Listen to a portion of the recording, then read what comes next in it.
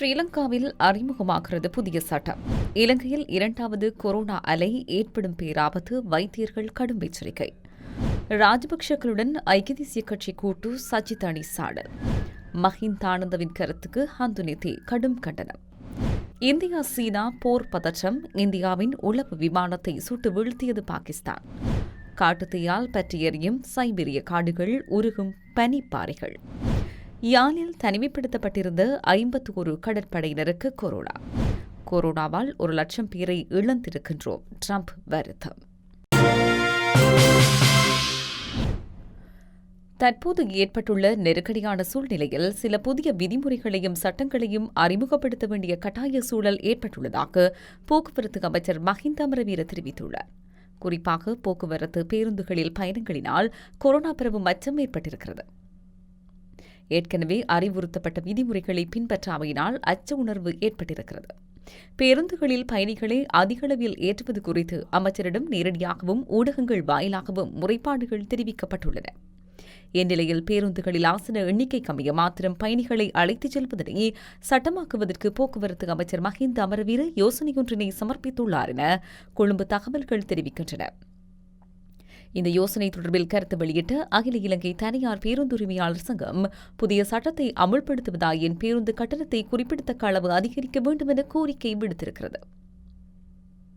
இதேவேளை ஆசனங்களின் எண்ணிக்கை கம்மிய மாத்திரம் பயணிகளை அழைத்துச் செல்லும் சட்டம் அமுல்படுத்தப்பட்டதால் பேருந்து துறை முழுமையாக வீழ்ச்சியடைந்துள்ளதாக மாகாண பேருந்து சங்கத்தின் தலைவர் சரத் விஜிதகுமார் குறிப்பிட்டுள்ளார்.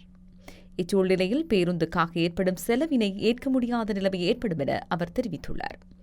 அதேவேளை அமைச்சர் முன்வைத்திருக்கும் இந்த யோசனையை செயற்படுத்துவதற்கு மாற்று கட்டண முறையை அறிமுகப்படுத்த வேண்டும் என இலங்கை தனியார் பேருந்து உரிமையாளர் சங்கத்தின் தலைவர் கெமிரோ விஜயரத்ன தகவல் வெளியிட்டுள்ளார். இலங்கையில் கொரோனா வைரஸ் பரவலின் 2வது அலை ஏற்படலாம் என எச்சரிக்கை விடுக்கப்பட்டுள்ளது. கொரோனா வைரஸ் தொற்றுக்குள்ளான கடற்படையினர் மற்றும் வெளிநாடுகளில் இருந்து வந்த கொப்புகளை உரிய முறையில் முகாமைத்துவம் செய்யவில்லை என்றால் கொரோனாவின் 2வது அலை நாட்டினுள் ஏற்படக்கூடும் என அரச வைத்திய அதிகாரிகள் சங்கத்தின் உதவி செயலாளர் வைத்தியர் நவீன் டி சொய்சா தெரிவித்துள்ளார். இதுவரையில் உலக சுகாதார அமைப்பு, ஆசியா, அமெரிக்கா உட்பட பல நாடுகளுக்கு 2வது கொரோனா அலை தொடர்பில் எச்சரிக்கை விடுக்கப்பட்டுள்ளது. எனவே குறித்த நோயாளிகளை முகாமைத்துவம் செய்வது அத்தியாவசியம் என அவர் குறிப்பிட்டுள்ளார். இந்த நடவடிக்கைக்காக சமூக இடைவெளியை கடைபிடித்தல், சுய தனிமைப்படுத்தல், கிருமிநாசினி தெளித்தல் மற்றும் முகக்கவசம் அணிதல் ஆகிய சுகாதார பாதுகாப்புடன் செயற்படுதல் கட்டாயமாகும் என அவர் குறிப்பிட்டுள்ளார். வெளிநாடுகளில் இருந்து இலங்கை வரும் நபர்களுக்காக வைத்தியசாலை மற்றும் தனிமைப்படுத்தல் நிலையங்களின் வசதிகளை அதிகரிக்க வேண்டும் என அவர் கூறியுள்ளார். ஐக்கிய தேசிய கட்சி ராஜபக்சக்களுடன் டீல் அரசியலில் ஈடுபடும் நபர்களின் கையில் சிக்கொண்டுள்ளது. இதனால் அதனை பாதுகாப்பதற்காக ஐக்கிய தேசிய கட்சியின் மாகாண சபை மற்றும் பிரதேச சபை உறுப்பினர்கள் அனைவரும் ஐக்கிய மக்கள் சக்தியுடன் இணைந்து செயற்படுமாறு அழைப்பு விடுக்கின்றோம் என முன்னாள் நாடாளுமன்ற உறுப்பினர் முத்திக பத்ரன தெரிவித்தார்.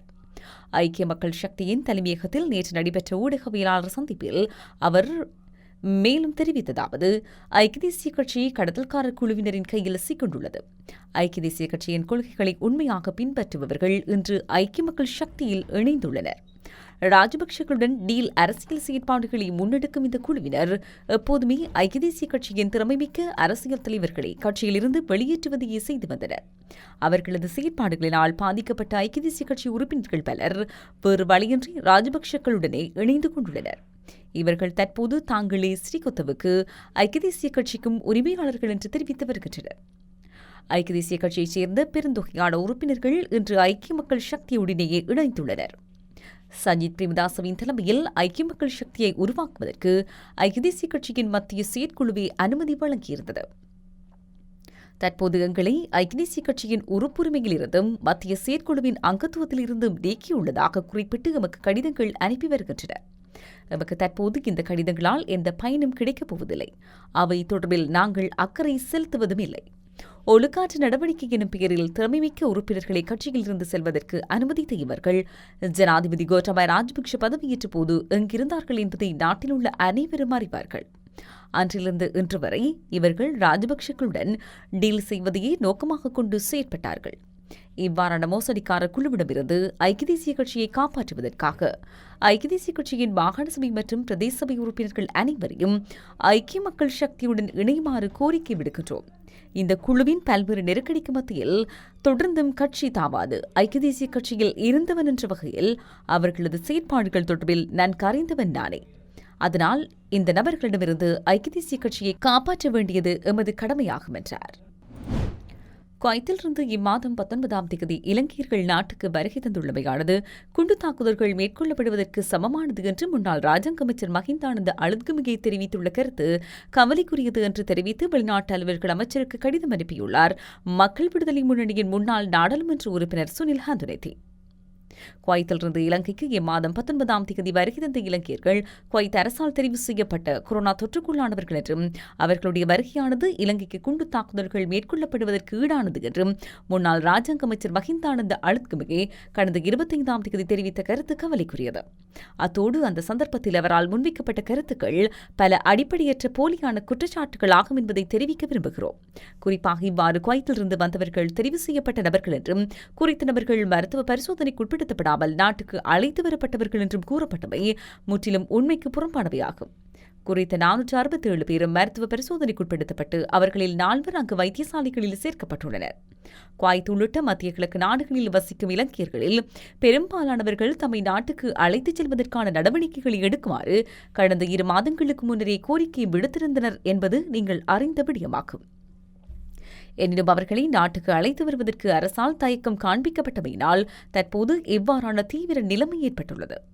இதனால் பாதிக்கப்பட்டுள்ள இலங்கையர்களுக்கும் அவர்களை நாட்டுக்கு அழைத்து வருவதற்கும் அனைத்து வசதிகளையும் ஏற்படுத்திக் கொடுத்துள்ள வெளிநாட்டு அரசுகளை விமர்சிப்பது ஏற்றுக்கொள்ளக்கூடியதல்ல. இவ்வாறான நிலையில் வெவ்வேறு நாடுகளிலும் சிக்கி தவிக்கின்ற இலங்கையர்களையும் நாட்டுக்கு அழைத்து வருவதை நிறுத்துவதற்கும் அரசு முயற்சிக்கின்றது. எனவே எம்மால் குவைத் கிளைக்கு வழங்கப்பட்டுள்ள தெளிவுபடுத்தல் உங்களுக்கும் அனுப்பி வைக்கப்பட்டுள்ளது.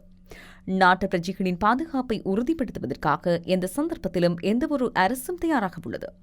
அந்த பொறுப்பை கைவிட்டு பாதிக்கப்பட்டுள்ள பிரஜைகள் மற்றும் அவர்களை இலங்கைக்கு அழைத்து வருதல் என்பவற்றுக்காக வெவ்வேறு ஒத்துழைப்புகளை வழங்குகின்ற அரசுகளுக்கு இலங்கை அரசின் உறுப்பினர்களால் முன்வைக்கப்படும் குற்றச்சாட்டுகளுக்கு நாம் அதிருப்தி தெரிவிக்கின்றோம். மிகுந்த உடல் நலத்துடனேயே மேற்கூறப்பட்ட இலங்கையர்கள் வெளிநாடுகளில் தொழில் புரிந்து வந்தனர். எனினும் கொரோனா வைரஸ் பரவல் உள்ளிட்ட காரணிகளாலேயே அந்த அரசுகள் இலங்கையர்களை நாட்டுக்கு திருப்பி அனுப்ப தீர்மானித்துள்ளன என்பதை அனைவரும் புரிந்து கொள்ள வேண்டும். எனவே வெளிநாடுகளில் சிக்கி தவிக்கின்ற இலங்கையர்களை நாட்டுக்கு அழைப்பதற்கான நடவடிக்கைகளை துரிதப்படுத்துமாறு நாம் கோருகின்றோம் என்றுள்ளது. இந்தியாவின் நாளில்லா உளவு விமானத்தை சுட்டு வீழ்த்தியுள்ளதாக பாகிஸ்தான் தெரிவித்துள்ளது. இந்திய சீன எல்லையில் சீன படைகளை குவித்து வருவதால் இரு நாடுகளுக்கிடையில் பதற்றம் நிலவி வருகின்றது. இதனைத் தொடர்ந்து இந்தியாவும் எல்லையில் படைகளை குவிக்கிறது. இந்நிலையில் இந்தியாவின் உளவு விமானத்தை சுட்டு வீழ்த்தியுள்ளதாக பாகிஸ்தான் தெரிவித்துள்ளது. இந்திய பாகிஸ்தான் எல்லையான ராக்சிகிரி பகுதியில் இந்திய ராணுவத்துக்கு சொந்தமான சிறிய ரக ஆளில்லா உளவு விமானம் பாகிஸ்தான் பகுதிக்குள் 650 மீட்டர் தூரத்துக்கு ஊடுருவியது. அதை பாகிஸ்தான் படையினர் சுட்டு வீழ்த்தினர் என அந்நாட்டு ராணுவ செய்தி தொடர்பாளர் பாபர் இப்திகார் கூறினார். இந்த சம்பவத்தை தொடர்ந்து பாகிஸ்தான் பிரதமர் இம்ரான்கான் பதிவிட்ட ட்வீட்டில், பாரதிய ஜனதா கட்சியைச் சேர்ந்த இந்திய பிரதமர் மோடியின் ஆட்சியில் இந்தியா மேற்கொள்ளும் விரிவாக்க கொள்கை அண்டை நாடுகளுக்கு அச்சுறுத்தலாக மாறி வருகின்றது என பதிவிட்டுள்ளார். கொடூரமான காட்டுத்தீயால் சைபீரிய காடுகள் பற்றி எரிகின்றன. இதனால் பனிப்பாறைகள் உருகுகின்றன. ஆர்டிக் துருவத்துக்கு வடக்கே அமைந்துள்ள சைபீரியாவின் கட்டங்கா பகுதியில் அதிகபட்சமாக 78 டிகிரி வெப்பநிலை பதிவானது. இது இயல்பை விட 46 டிகிரி அதிகம். அதேபோல் கட்டாங்காவில் ஒரு நாளின் அதிகபட்ச வெப்பநிலை 32 டிகிரி ஆகும். மே மாதத்தில் சைபீரியாவில் வெப்பமான வானிலை நிலவுவது ஒரு சாதாரண நிகழ்வு அல்ல. ஏனெனில் இது குளிர்காலத்துக்கு பிறகு இங்கு வானிலை இப்படி ஒரு நிலையான அம்சமாக மாறியுள்ளது. ஐரோப்பாவிலும் ஆசியாவிலும் தற்போது நிலவும் சராசரி வெப்பநிலை மாற்றமானது 2020ஆம் ஆண்டில் உலகளாவிய சராசரி வெப்பநிலையை அதிகமாக்குவதில் முக்கிய பங்கு வகிக்கும். சைபீரியாவில் ஏற்பட்டுள்ள வெப்பநிலை அதிகரிப்பு ஆர்டிக் சுற்றுச்சூழல் அமைப்புகளில் ஏற்கனவே சில விளைவுகளை காட்டத் தொடங்கிவிட்டது. மிகப்பெரிய சைபீரிய காடுகளில் தீ பற்றி எரிகிறது. இதனால் இந்த ஆண்டு எதிர்பார்த்ததை விட விரைவாகவே பனி உருகிவிடும். சமீபத்திய ஆண்டுகளில் விஞ்ஞானிகள் ஆர்டிக்கின் பரப்பின் பனிப்பாறைகளுக்கு கீழே உள்ள மண்ணின் ஸ்திரத்தன்மை குறித்து கடுமையான கவலைகளை வெளிப்படுத்தியுள்ளனர். 2019ஆம் ஆண்டில் சைபீரிய ஆர்டிக் வட்டத்தின் வடக்கு பகுதியில் கோடைக்காலத்தில் ஏற்பட்ட காட்டுத்தீயால் சுமார் 30 லட்சம் ஹெக்டேயர்கள் எரிந்துவிட்டன. இப்பகுதியின் சில பகுதிகளில் ஏற்படும் அசாதாரணமான தீ விபத்துக்களை புரிந்து கொள்வது விஞ்ஞானிகளுக்கு சிக்கலாகவும் கடினமாகவும் உள்ளது. சில ஆராய்ச்சியாளர்கள் இந்த தீ ஜோம்பி தீ என்று அழைக்கிறார்கள், அதாவது கொடூரமான காட்டுத் தீ என்று கூறுகின்றனர். இந்த கடுமையான தீ சைபீரிய குளிர்காலத்தில் ஒரு பனிப்படலத்தின், அதாவது ஸ்னோபேக்கின் கீழ் புதைவதிலிருந்து தப்பிக்க முடியும். இதை சில விஞ்ஞானிகள் ஸ்னோபேக் ஒரு இன்சுலேட்டராக, அதாவது பாதுகாப்புரையாக செயற்படுகின்றது என்று கூறுகின்றனர். ஆர்டிக் காலநிலை மாற்றத்தை ஆராய்ச்சி செய்யும் இர்வின் கலிபோர்னியா பல்கலைக்கழகத்தில் பட்டதாரி மாணவர் ஜேக்லெப் சைபீரியாவின் முன்னேற்றங்கள் அசாதாரணமானது என்று வாஷிங்டன் போஸ்டிடம் தெரிவித்தார். யாழ்ப்பாணம் விடத்திற்பளை தனிமைப்படுத்தல் மையத்தில் தங்க வைக்கப்பட்டிருந்த கடற்படையினர் 51 பேருக்கு கொரோனா தொற்று உறுதி செய்யப்பட்டுள்ளது என வடக்கு மாகாண சுகாதார சேவைகள் பணிப்பாளர் வைத்திய கலாநிதி ஆர் கேதீஸ்வரன் தெரிவித்தார். வெலிசரை கடற்படை முகாமைச் சேர்ந்த கடற்படையினர் 300 பேர் வரையில் விடத்திற்பளை ராணுவ முகாமில் தனிமைப்படுத்தப்பட்டுள்ளனர். இவர்களுக்கான மாதிரிகள் கடந்த 25ஆம் தேதி பெற்றுக் கொள்ளப்பட்டிருந்தது. அவை கொழும்பு மருத்துவ ஆராய்ச்சி நிறுவனத்துக்கு அனுப்பப்பட்டிருந்தது. பரிசோதனை முடிவுகள் நேற்று முன்தினம் மாலை கிடைக்கப்பெற்றன. அதில் 51 பேருக்கு கொரோனா தொற்று உறுதிப்படுத்தப்பட்டுள்ளது. இவர்கள் அனைவரும் நேற்று காலை சிகிச்சைக்காக வெலிகந்தை ஆதார வைத்தியசாலை, முல்லேரியா ஆதார வைத்தியசாலை மற்றும் கடற்படை பொது வைத்தியசாலை ஆகியவற்றுக்கு அனுப்பி வைக்கப்பட்டுள்ளனர் எனவும் அவர் மேலும் கூறினார்.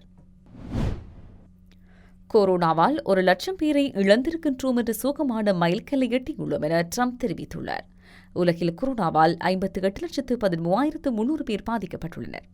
3,57,896 பேர் பலியாகியுள்ளனர். 25,15,406 பேர் மீண்டுள்ளனர். கொரோனாவால் அதிகம் பாதிக்கப்பட்டுள்ள அமெரிக்காவில் கொரோனா வைரஸால் உயிரிழந்தோரின் எண்ணிக்கை 1 லட்சத்தை கடந்துள்ளது.